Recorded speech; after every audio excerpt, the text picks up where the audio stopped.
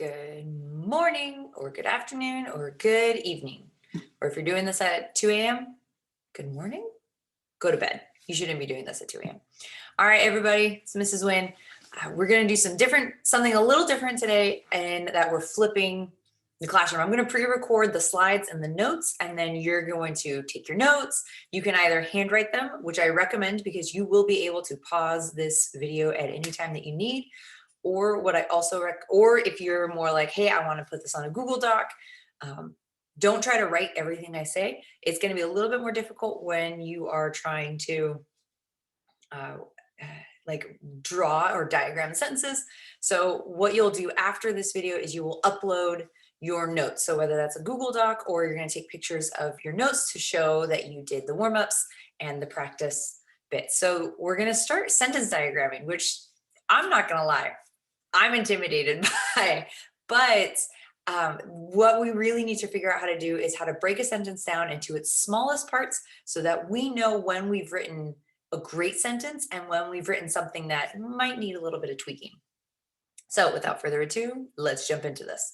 So we're going to start with the first bit is going to be the 8 parts of speech. We're going to start with the 8 parts of speech.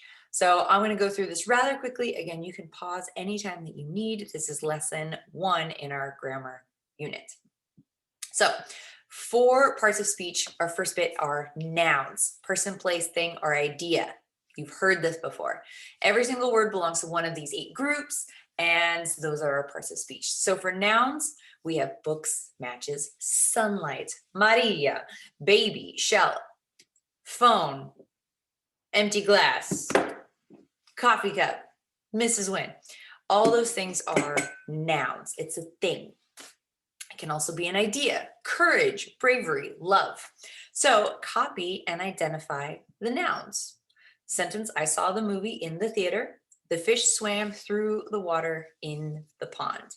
So you're going to write those into your notes, or you're going to create a Google Doc with your practice pieces and put those, upload those onto Google Classroom, whichever one works best for you.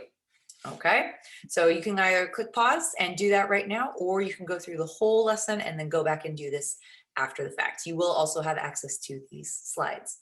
So because we're not waiting for anybody, we're just going to keep on going. So second part of speech we're going to talk about are pronouns. Pronouns take the place of one or more nouns. It helps change up your writing a little bit so that you're not always repeating yourself over and over and over again. So they take the place of one or more nouns. So for example, I, you, me, they, who, which, and yourself. It's a reflexive pronoun. Would you like to go with me to the beach? Betty, stop looking at yourself in the mirror. So think about, where are you using nouns and when are you switching it up and adding pronouns? There are different types of pronouns as well: first person, second person, and third person. Anything that has to do with me, I, we, first person. If I'm involved, it's first person, just like we say first person narrator. That means the person who is narrating is involved in the story. They're talking to you about my thoughts. I have ideas. That's first person. Second person is you. You. Anything that's you, second person, that's all you. And then third person is other people. They, them. Okay, you are not technically involved. You are not technically part of that group when you're using third person pronouns. If you're part of the group, it's first person pronouns, we. If it's somebody else that you're talking to directly, you. If it's other people that you are not talking to directly, they. So copy and identify the pronouns. Okay, now when it comes to sentence diagramming, we have a couple of different things, and you can copy this down, but I want you to see nouns and pronouns can perform lots of different jobs in a sentence. Sometimes it's the subject, sometimes it's the indirect object, sometimes it's the object of the preposition or the predicate. And for some of you, that might sound like gibberish, or if you're secretly been a grammarian the whole time, maybe you're like, this was when I already knew that. So depending on what the noun or pronoun is doing in the sentence will determine where it goes. And if you've never seen sentence diagramming before, I have a very love-hate relationship with it. But we're going to see if this helps some of you guys, especially for my visual people. So if you notice, sometimes the subject always goes first. You've got a noun, and then later on a predicate noun. I'll explain what that means later. Or you've got the subject is the noun, you've got an action verb, and then the direct object is also a noun. So depending on what the noun is doing in the sentence will determine where you put it on the diagram. Okay, so don't panic. You got this. Part 3, verbs. Everybody's favorite. Verbs show action or state of being. If you're a Spanish speaker, think about whether or not you conjugate the verb. So if you are changing the word depending on who's doing it, it's a verb. If you do that in Spanish, you also do that in English to a certain extent. So for example, we've got eat, find, run, walk, become, feel, seem, are. Am, like I am is a verb. It's a state of being. I am hungry all the time. Am is my verb there. It's describing my current state of being. So copy and identify the verbs. The baker cut the bread. This one's an action verb. There's another type of verb called linking verb. The bread is good. Which one is our verb here? Pause and write your answers. Remember, you are either doing this on a Google Doc or handwriting into your notes. Pause. Okay. Welcome back. And then when you're diagramming the verbs, it is going to go either right after the subject or maybe sometimes in a different spot. But your action verb, linking verb, it's showing the relationship between whatever is going on with your subject.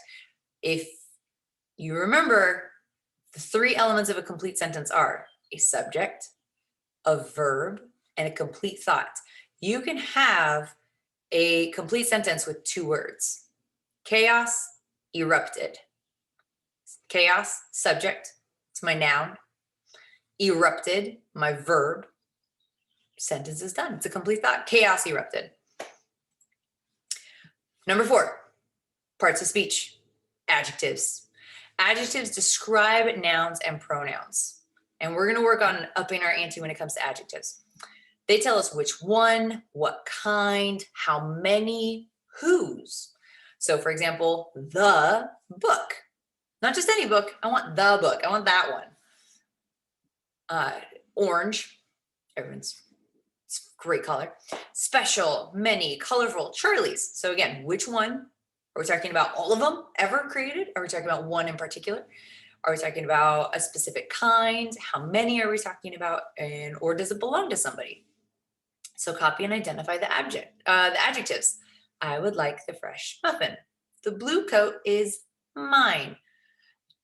Also, as a quick reminder in your notes, try and go back and identify these terms: nouns, pronouns, verbs. Okay, repetition helps get that new idea from your short-term memory into your long-term memory, because these are things that we want you to be able to identify for literally the rest of your life. You're always going to be writing. You're always going to be having to communicate through writing in some way. And so you need to learn these things in a solid way. So I'm going to pause. All right. I'm just going to do funny faces every time I want you to pause. Maybe you'll catch them. All right. So with adjectives, they actually are going to be drawn directly off of the subject. So adjective comes off of the noun or pronoun. Here you've got the direct object. Again, I'll explain what all this is later. The adjectives right there. So adjectives, wherever adjectives are a part of the sentence, they come off of whatever it's describing. We'll get into that. All right, part 5, adverbs. Adverbs describe verbs. They also describe adjectives and other verbs. It's a little repetitive, but you get the idea. So adverbs tell us how, where, when, why. Everyone's favorite TOK reference, to what extent. So awkwardly, lazily, silently, well, yesterday. A quick trick is often if it ends in an ly, it's an adverb, but not all adverbs end in ly. So copy and identify the adverbs. My friend dresses so stylishly.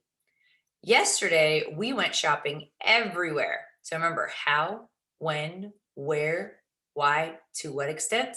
And below your answers, I want you to define the following terms: nouns, pronouns, verbs, adjectives.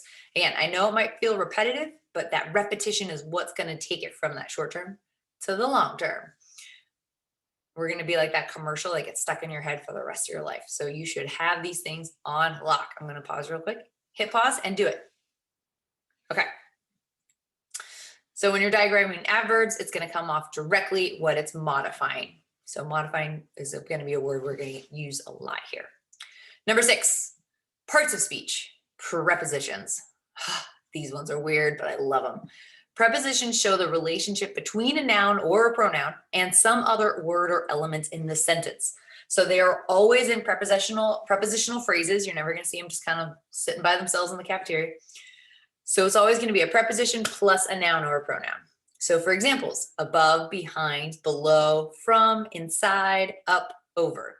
One secret way of figuring out is it a preposition is adding the blank, the house. And if it works, like around the house, above the house, it shows relationship too. So that's one of my quick and dirty tricks to figure out, is it a preposition with the house? That works, it makes sense. So copy and circle or highlight. So if you're doing this on a Google Doc, highlight it. If you're handwriting this, circle it and underline the noun or pronoun. So now we're doing 2 things here. Will you please go on a walk with me? So underline any and all nouns and pronouns. Circle or highlight the prepositions, and define nouns, pronouns, verbs, adjectives, adverbs. It's going to help, I promise. Okay, we're going to pause for a second and then you're going to go on for it. Okay, hopefully you grabbed that. If you didn't, whatever. So diagramming prepositions, it's going to be weird. So we've got different types of prepositions. Don't freak out. This will make sense more later, but the prepositions dock directly to whatever it is they are connected to in the sentence. So conjunctions, copy the notes, find the conjunctions. Conjunction, junction, what's your function? If you've ever watched that Schoolhouse Rock, then you recognize that. If you have not, then you should probably go YouTube that right now. So conjunctions join 2 or more words, phrases, or clauses. We've got a couple different types. My 2 favorites, coordinating conjunctions. If you've ever heard me say fanboys, this is what I'm referring to, coordinating conjunctions. For, and, nor, but, or, yet, so, fanboys. Can we go to the zoo and the fair? Or there's what are called subordinating conjunctions. And without getting too into it, a subordinating conjunction joins an independent clause with a dependent clause. It usually takes something that could be on its own. It could be an independent clause all by itself. But when you add a subordinating conjunction, it turns it into a dependent clause. It has to be connected to an independent clause in order to be a complete sentence. So although that would be nice, we can only go to the zoo. Copy and identify the conjunctions. There's some samples of conjunctions up here. You can also do any further research, look any up, write any down. You can do whatever you want to add to your knowledge base here. Whenever all of our homework is done, if you're in DP, it's never, we want to go to the movies and the mall. These sentences were pre-COVID. So coordinating and subordinating conjunctions, it's going to depend on the sentence. This is just an example. So you want to kind of get a preview for what's going on here.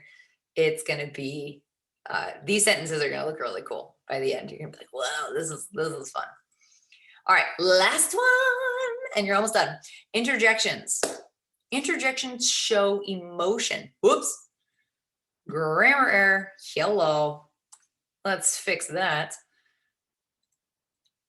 Okay. Can't have that. Interjections show emotion. They are not grammatically related to the rest of the sentence. So, for example, these are going to be things like if you go rats, gee, darn, oh no. Any other 4-letter word, by the way, will probably count as an interjection, but just use those very sparingly and know your audience. Okay, so identify the interjections below. Oh no, we lost the game. Holy cow, this cake is delicious. Where's the interjection there? So copy it, figure it out. And interjections, when you diagram them, they are separate grammatically from the rest of the sentence. So that's going to be, if you're wondering like why you might see some punctuation inconsistencies, it's probably because you're dealing with an interjection. So that wraps up our 8 parts of speech. You also have Quizlet. I will have the link connected to this slideshow, which you will have access to. You may, again, handwrite your notes, or you may put these all into a Google Doc and share those. I highly recommend handwriting, because when you handwrite something, it forces your mind to synthesize the information. And by synthesize, it means takes a lot of things and condenses down to the most important. So you have to think about it harder, and that makes you take better notes, and it helps you retain the information better. So I highly recommend you handwrite your notes, and then maybe just put all your answers on a Google Doc, take a picture of your notes, call it good. So this is lesson 1. This is actually just our intro, not even chapter 1, lesson 1, but this is our intro on the 8 parts of speech. Practice these, learn these, expect a quiz in order to move on to chapter 1. Have a great day, guys.